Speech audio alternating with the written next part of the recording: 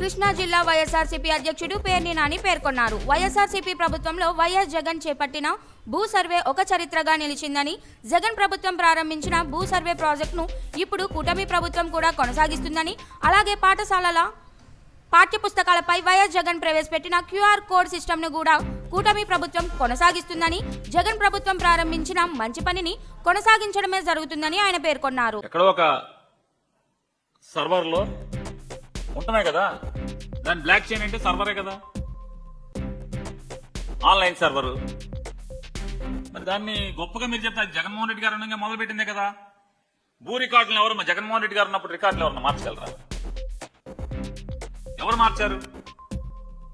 జగన్మోహన్ రెడ్డి గారు మీ ప్రభుత్వంలో 2019 దాకా మీ ప్రభుత్వంలో మీ తహసీల్దారులు, మీ దగ్గర పనిచేసినటువంటి తహసీల్దారులు చాలా మంది, ఎమ్మెల్యేలు అందరూ కూడా ఏకమై పొద్దున ఒకటి పేరు ఉండేది, మధ్యాహ్నం ఒకటి పేరు